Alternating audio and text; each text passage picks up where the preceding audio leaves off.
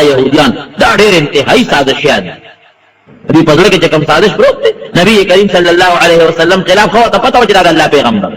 فلما جاءهم ما عرفوا به ما عرفوا كفروا به الله قرآن کې فرمایي چې هغه پیغمبر ورراغی چې دی او پیژني چې دا د الله رښتونی پیغمبر دی بیا پرې پاسه کفر وکړو نبی علیہ السلام پیژنده ورته پته وه د هغې په کتابونو کې باقاعده د نبی علیہ السلام اوصاف موجود پراته وو چې د آخر زمانې پیغمبر به راځي خلکو ته به وي وی ګوره د آخر زمانې پیغمبر به یو دا به شکل یو داسې کار به کوي داسې اوصاف به وي او مونږ به د هغه مرسته کوو لکه اوس چې مونږ د مهدي او یا د عیسی علیه السلام خبرې کوي داسې به د یهودو د نبي علیه السلام صفتونه کول خو چې پیغمبر علیه السلام څنګه مدینې منورې ته راغی او دوی ته پته ولګېدله اوهو دا خو به زمونږ مشري ختمېږي که په دې ایمان راوړو نو کفر یې خو د مدینې خلک ولې مسلمانان شو ځکه دوی ورته د پیغمبر علیه السلام هغه اوصاف بیان کړي چې نبي علیه السلام راغی روح وپېژنئ چې دا خو واقعي رښتونی پیغمبر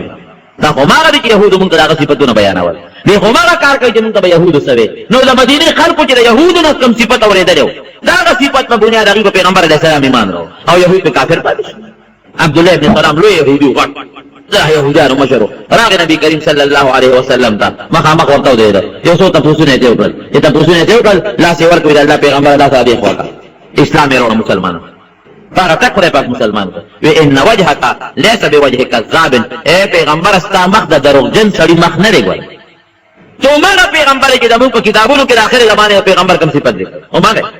خو الله رسوله دا څه کارو کوي يهود له لړشا زبدان پټ غږ باندې کې چې عبد الله ابن سلام مسلمان شوی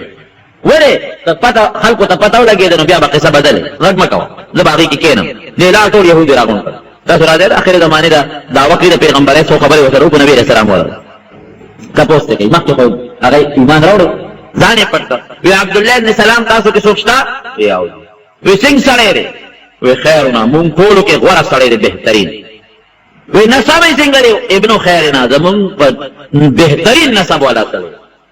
بهترین پلار نیکه په نسب ډېر اعلی او ډېر بهترین او ډېر کتل وی کدا عبد الله ابن سلام مسلمان شي تاسو به ایمان راوړئ او خدای هغه ایمان نو ساتي هغه خدای ایمان نو ساتي ستاره ایمان هغه اسلام نه وروړي وی کوم یو دې ورګه اپاسه ده وی اشهد ان لا اله الا الله واشهد ان محمدا عبده ورسوله دا نبی رسول الله په دعوت ورکړ هغه سوالونو جوابونه ورکړي وی تاسو ته څو یو پیژنئ او ته رښتونی پیغمبر او د ما در باندې ایمان دی اوس وی سوای وی شرنا وابن شدنه وی ګنده سړی بل نشته او نسبی وی دا خراب سره نبی علیہ السلام ته عبد الله بن سلام وی ویسه دا نه یاریدم دا بهتان والا فقل وی ان اليهود قوم بهتون عبد الله بن سلام وی زما دا قوم يهود داسې قوم دي چې بهتانونه تړي یو دلته چاته تاسو په قران حکیم کې الله فرمایي يعرفونه كما يعرفون ابناء يهوديان دا نبی علیہ السلام داسې پیژني چې د رښتونی پیغمبر دی لکه خپل بچی چې سړی څنګه پیژني دا د ماز دی وی دا رښتیا دی عبد الله بن سلام ورته وی وی بالکل وی په خپل بچو کې شک شته او په دې کې شک نشته د خپل بچو نه خپې جوړ چې د الله رښتونی پیغمبر دی وی ځکه بچو کې شک ده کړي چې پته نه لګي چې د خدم غلطي نه کړي موږ ته پته نه لګي ټکا او د کوم دا شک نشته دا راته پوره سوچه دي ټول قوم ته پته راځي د الله رښتونی پیغمبر ظالمان نه يهود دا غیر پاسه پیجن دي ایمان پر اونره خیبر کې ظاهر ورته واچو کچې راګي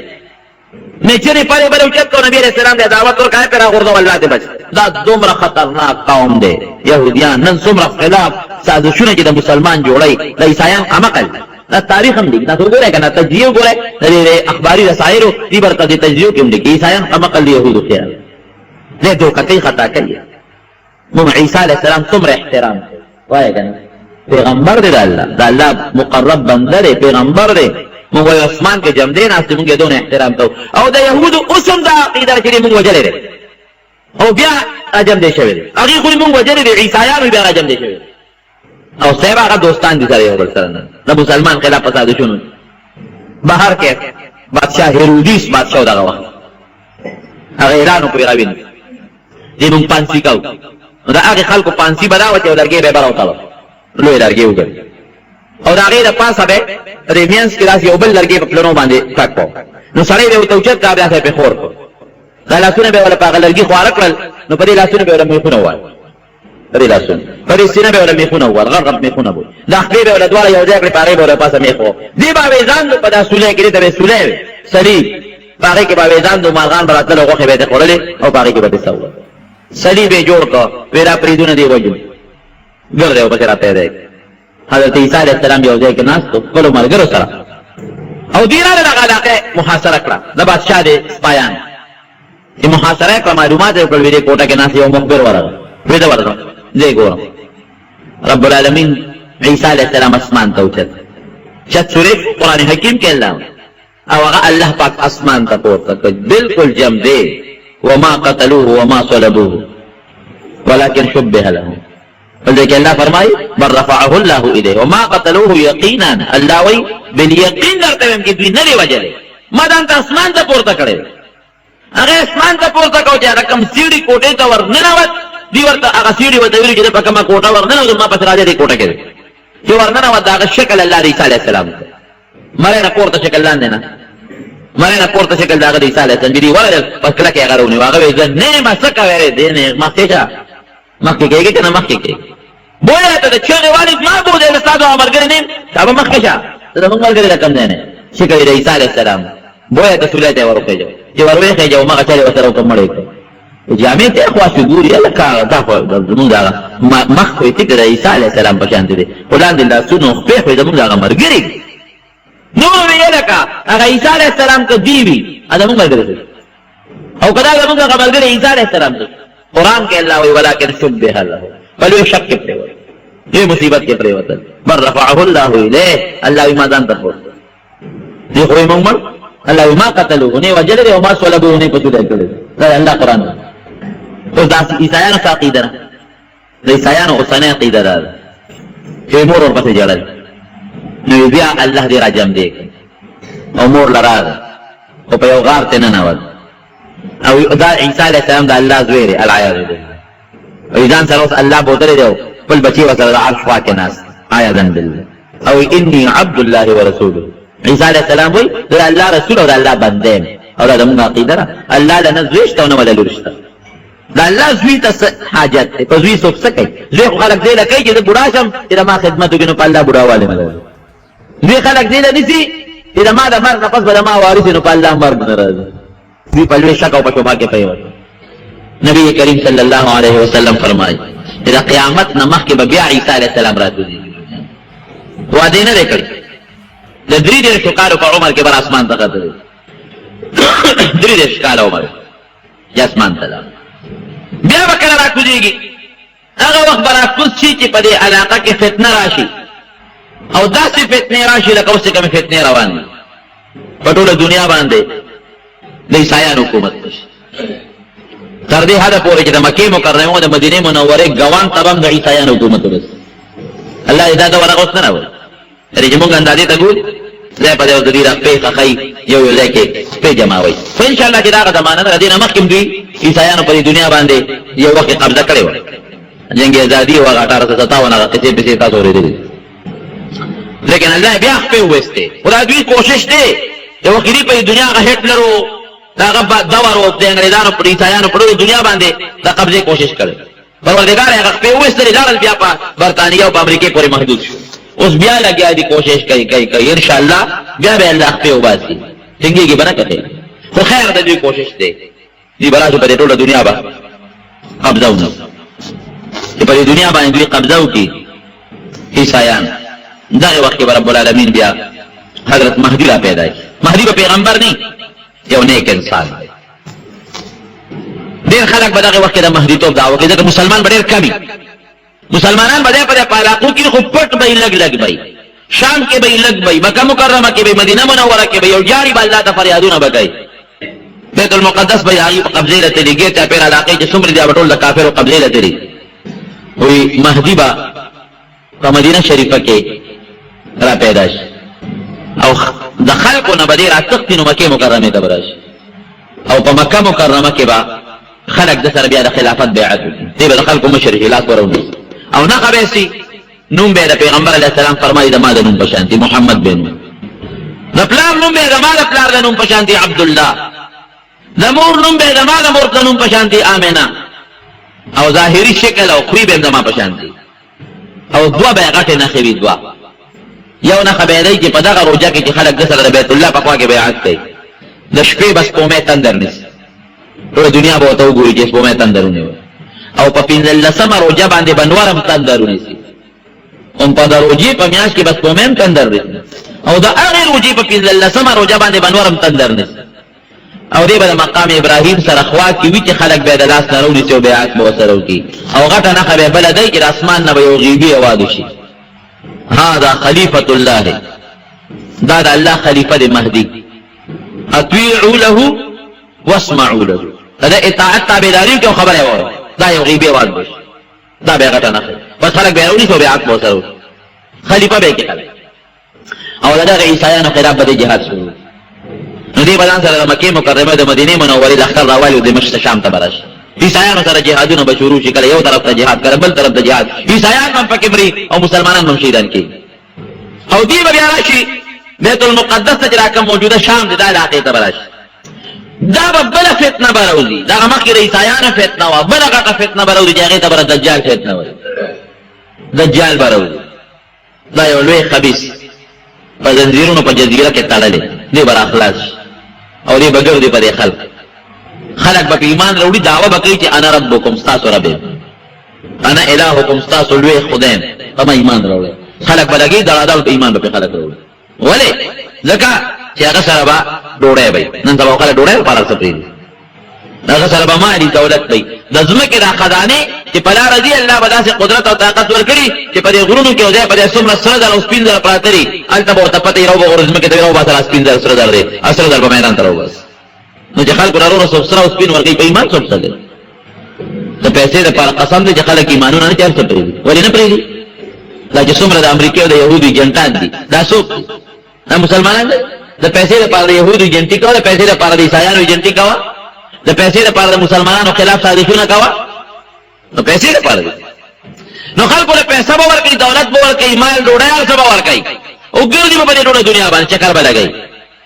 او چې څوک یې خلاف کوي ورسره به اور رواني اور هغه اور کې به یې غورځوي او چې څوک په ایمان راوړي خوشحالۍ به ورته ورکوي نبي علیه السلام فرمایي چې ګوره د هغه اور جنت دی او هغه سره چې کوم مال او دولت او باغونه دي دغه جهنم دی څه مطلب که اور ته وغورځولې یارېږه ما نیغ به جنت ته ځي او که خوشحالۍ یې درکړې نو ظاهر کې خو جنت دی خوشحالي ده باغونه مال دولت دی خو دا د جهنم ذریعه دی د مدینې منورې خواله به ورسي وایي دجال به په ټوله دنیا ګرځي صرف مکې مکرمې او مدینې منورې ته به نشي داخلی دی د دې دواړو ښارونو په لارو په کوڅو په درو باندې الله به فرشتې ودرولي دې به نږدې کېدې ورته نشي مدینې منورې دې خواله به ورسېږي نو زلزلې به په دې دواړو ښارونو راشي نو چې کوم په دې دواړو ښارونو کې خراب خلک وي هغې به ترې راوځي د مکې مدینې نه د ده ملګري به شي نیکان به پکې پاتې شي یو کس به راشي د دې دجال چې کوم څوکیداران دي هغې ته وایي څه شو هغه دجال هغې به وایي ښه ده موږ د خدای ګستاخي کوې هغه د مونږ خدای دی مړی کوې انور به ورته نه تاسو خپل خدای په دې تاسو ته نه وي چې د نماز متعلق څوک هر څه وي وجه به نه ماله به یې راولئ دی چې خپل خدای لی دوی دا سړی به ونیسي دجال ته به ور مخامخ چې ور مخامخ یې کړي ورته چې ورته وګوري او ما خو پوره یقین راغی چې ته همغه دجال یې چې د کوم مطالبون ته دواړو جهانو پیغمبر ویلي ولې ځکه نبي علیه السلام فرمایي وایي دا ښه سترګه به لکه د انګور په شان تکه شنی ړنده به یې ړنده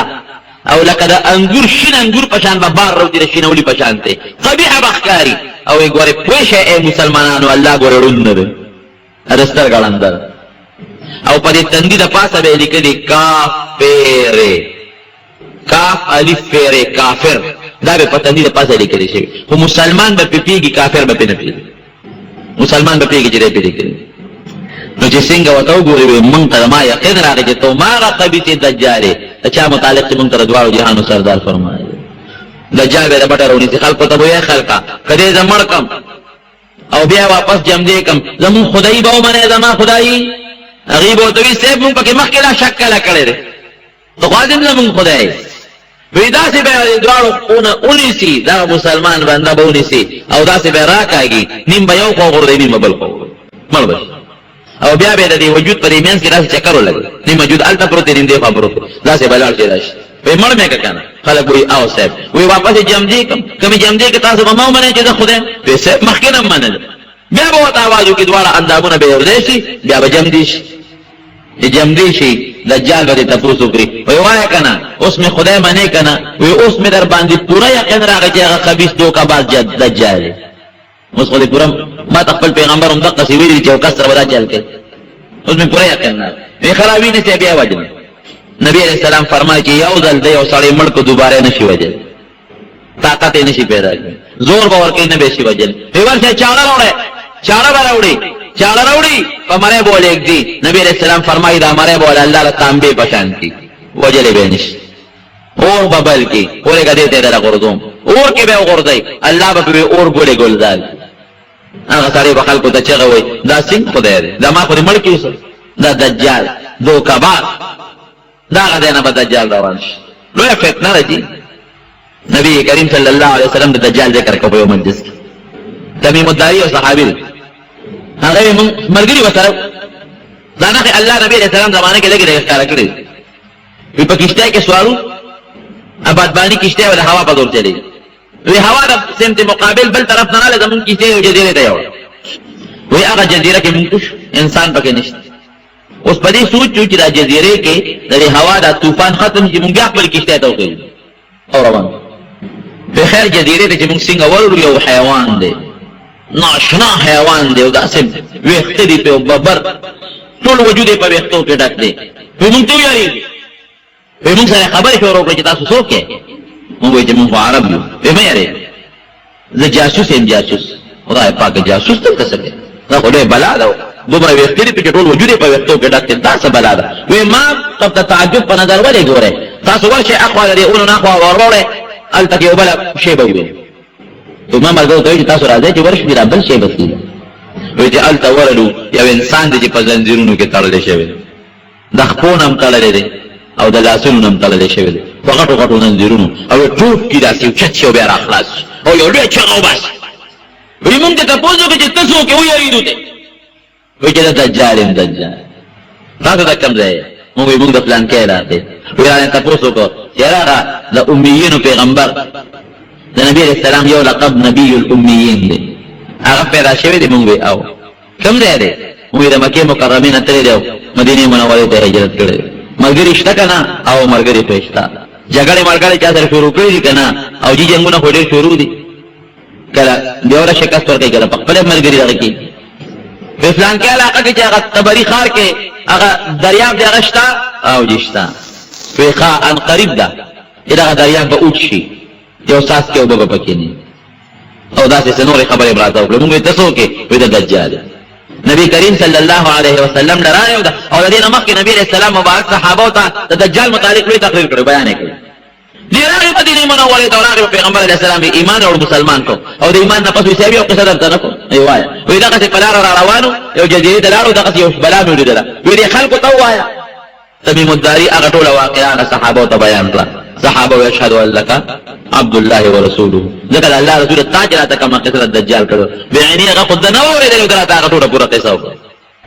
مدینه منوره کې یو سړی یهودي و، دا غزوی و په مدینه منوره کې. علما بعض علما لیکي چې هغه سړی نه دجال جوړ شوی او پیغمبر علیه السلام مبارک د هغه یو باغ کې نبی علیه السلام د هغه ملاقات لم تللی، یعنې هغه لم ورغلی هغه چې نبی علیه السلام ورغی. ځکه هغه کې هم داسې بعضې نښې وې چې خلکو چا به ویل دغه یاره نبي علیه السلام چې د دجال متعلق خبرې کوي دا هماغه ده. یو ځل نبي علیه السلام ورغی تپوس ته کوي، هلکه وایي ته څه نه؟ وایي ما ته یو تخت ښکاري، تخت د اوبو د پاس. وایي نبي علیه السلام صحابو ته وایي دا ډېر شیطانانو تخت دي. وایي څه خبر راله راځي که نه راځي؟ وایي صاحب یو خبر راله رښتیا راځي او دوه دروغ راځي، کله دوه رښتیا یو دروغ وي، دا خبرونه راله راځي. نبي علیه السلام وفرمایل دا شیطانان دله دا واقعات راوړي. نبی کریم صلی الله علیه وسلم ورته فرمایي ما په لکه یو شی پټ کړی راته ووایه ما څه پټ کړی دي، دې لکه مې څه دي؟ نو پیغمبر علیه السلام صحابو ته وایي ما سورت دخان ورته پټ کړ. سورت دخان هغه آیاتونه مې په دې زړه کې راوستل او دلته کې مې په دې زړه کې پټ کړل. وایي ما په لکه څه دي دې وخت کې؟ وایي نور نه پوهېږم خو دخ دخ پکې راځي، چغه شروع شه. حضرت عمر فاروق رضی الله عنه وویل وایي الله رسوله وجنه مې نه؟ وایي نه ګورې که دا دجالي نو ته نشې وجلی ده د وجلو کس عیسی علیه السلام او که دجال نیولی یو بېځایه انسان وجل. بیا هغه یو معرکه کې وروسته پټ غیب شوی دی، پته نه لګېدلې چې دروغ شوی دی. خو چې کومې نښې به نبي علیه السلام د دجال متعلق یادول اکثر به ده کې موجود وي. نو ځکه بعضې علما وایي چې دا همغه دجال. باقي اب دجال براشي دا فتنه په دې ټوله دنیا خورش د خدای دعوه وکړي چې څه دې سوغواړي ورکړي با بلکې تر دې هغه پورې یو قوم لا براشي چې تاسو په ایمان وروړي هغه به دوی زمون ځامن رشي دي خدای مې مړه کدا د جمدی کولې چې بیا در باندې ایمان وروړو ویل خلاص به در جمدی کوم مقبله ته بدل شي आवाज وو کی هغه خلق به جمدی نشي خو شیطانان بر د تابع وي نو شیطانان به د هغه سړي د ځامن او د خدای په شکل شي هغه به چې راول جمدی مې کړل پرې فتنه روانه ګرځي نو دغه د عیسایانو فتنه دغه د دجال فتنه نه ده مهدی لا دغه شام ته په دې درمیان کې رب العالمین حضرت عیسی علیه السلام راکوس د دمشق د جامع مسجد پس پینه مناره په فرشتو نیولې او د بل اسمان نه راکوس کې دنیا به ورته نمازیګر وخت باندې نمازیګر بشي د څنګه راکوس شي نماز وخت وي نو حضرت عیسی حضرت مهدی ورته علیه السلام ور مخکش نماز وخت وینا امامت تاسو حق دی نبی کریم صلی الله علیه وسلم فرمایي دا ما امت الله دومره عزت ورکړي دي چې عیسی علیه السلام په کومه ډله کې موجودي امامت باغ نه کوي دا ما امتی به کوي وینا امامت تاسو حق دی تاسو کې یو کس ورمخ کې امامت وکړي نو د مازیګر اونبي مونږ په مقدس مکه عیسی علیه السلام په حضرت مهدی پسې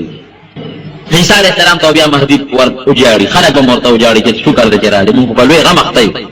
خلک ټول لاړ کافر شو چې په دجال ایمان راوړ څو د عیسایانو مرګري کورونه هغوی قبضه کړ الاخره هغوی قبضه کړ او دې وخت کې به دجال هم را رسېدلی شام ته وایي چې دجال خبر شي چې یو سړی د اسمان نه راتو شوی دی ځان ته عیسی وایي هغه پوه شي وایي تښتي به